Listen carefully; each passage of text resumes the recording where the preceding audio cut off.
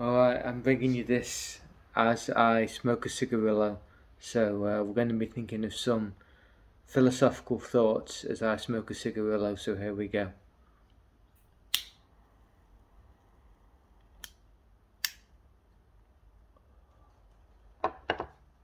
Yeah, so I'll just get into the relaxing vibe.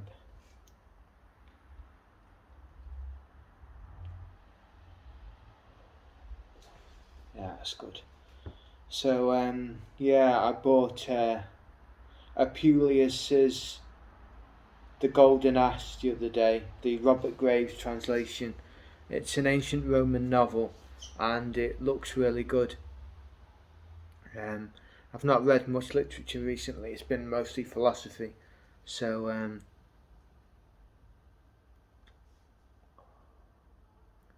it'll be good to get into more literature, and especially ancient literature because that's so fascinating. Like the poetry of Ovid, for example, um, and Horace. It's just so high quality. But anyway, yeah. So today I really want to talk about philosophical matters. So basically, what are your views about the world and that sort of thing? So, for me personally, I like to take a very individualistic approach. Now, that's not necessarily a good thing because we say individualism has poisoned the modern world and that we're all too isolated in our own spheres.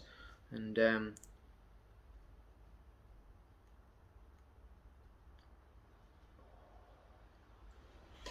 and that's a bad thing. But for me personally, I believe in some of the merits of individualism, and I think that it really helps to have the tenacity and fortitude to stand by oneself, stand by one's own beliefs, and to incorporate a large amount of solitude into our lives. Because for me, as an introvert, solitude is essential. I need roughly 80% solitude, 20% socializing. So, yeah, for me, solitude is quite important.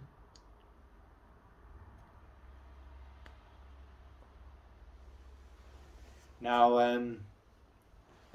in terms of what my life philosophy is, I'd say that it's basically, well, a key component is to do what interests you, and that applies to all spheres of life.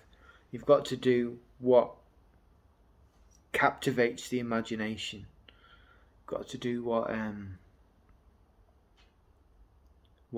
really sets the imagination alight, and that can be many things.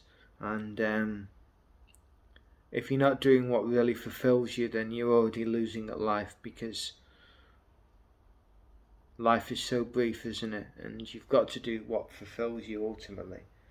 And for me, I feel that with my reading, with my library, that ultimately really fulfills me. And other things as well, like music, both classical and popular, and cinema. I love French cinema, for example, and all these things contribute to it.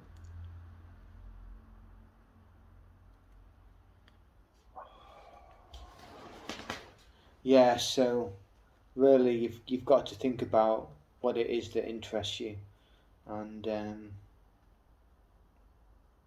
and also what you want your life to be known by, what what what you want your defining attribute to be in life. And for me, that's as I suppose a scholar, a personal scholar who is prepared to go through knowledge and seek understanding and wisdom, and that's something that really interests me. And also,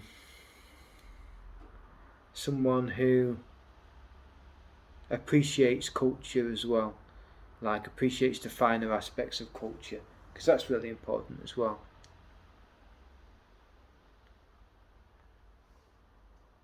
and even a cigarillo is culture in a way, because tobacco is a fine part of our culture, and so is alcohol, and we shouldn't denigrate those things just because modern nanny state people say like, oh well, you've got to do this and you've got to do that. I mean, really, it's up to us ultimately. So, but yeah, find something that captivates you and that fires the creative imagination. Because for me, the creative imagination is the most important faculty, or at least one of them. I am a spiritual person, so I believe in prayer as well, and meditation. That is Christian meditation, different from what you might expect in Buddhist meditation. But yeah, all these things are very important to me.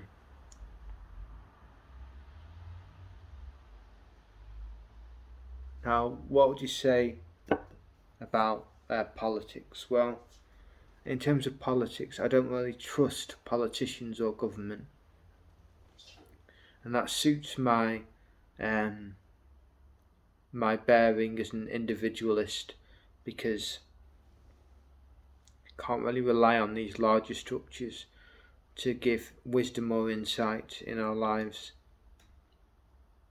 Because when you look at the individual lives of politicians, they are quite corrupt, and they also float wherever the wind takes them. You know, they're just completely beholden to the public opinion, and that makes them very unreliable. So I wouldn't trust politicians at all. So don't set your sights on politics. Don't believe in politics or in political causes, because that's ultimately vain.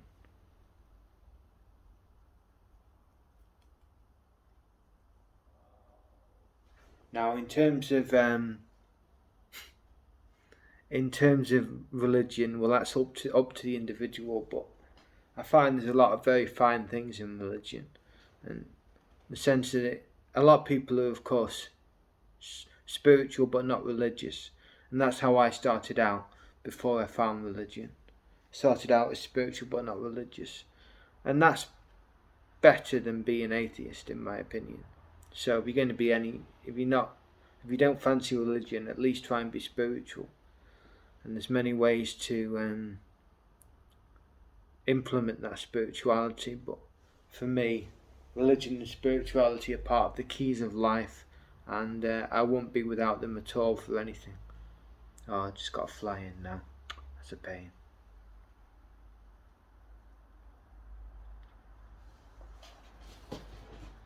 Yeah, so those are my thoughts anyway. And in terms of what life has to offer, you've just got to seize it. You've got to make the most of it, because no one else is going to help you really. You can obviously have support from family and friends, parents, close friends. They all help and support, but ultimately it's your decision. It's your decision what you do in life, and you've got to make the most of it.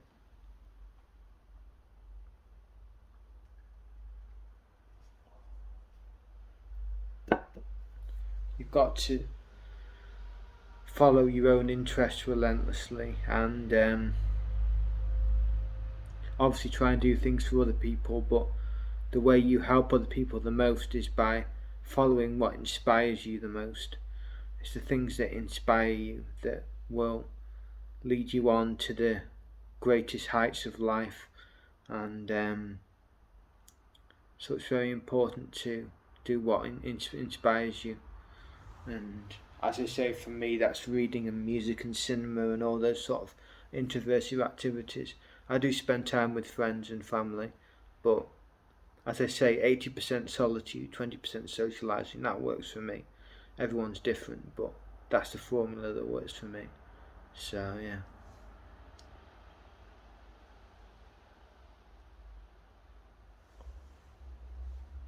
And as for modern technology, like obviously things have changed so tremendously with the internet. We're all more, well, both more engaged and less engaged. We're more engaged because we're constantly in contact with others on WhatsApp and all that sort of thing. but we're also less engaged because it's perhaps less face to face, and so it's a mixed bag really. But it suits me ultimately. The internet is useful. It's a useful form of knowledge, and you get things like ebooks now. Ebooks are cheaper generally, and more handy because I'm running out of bookshelf space. So there's a lot of advantages to modern technology. So I'm not an anti-technology person per se.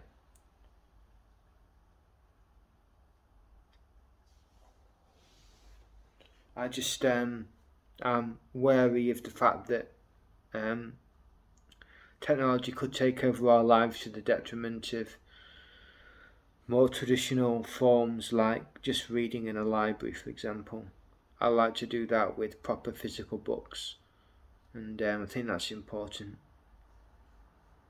So yeah, I think I've said everything I want to say. So I'm going to enjoy the rest of the cigarillo. I'm going to leave you to it. So thanks for listening.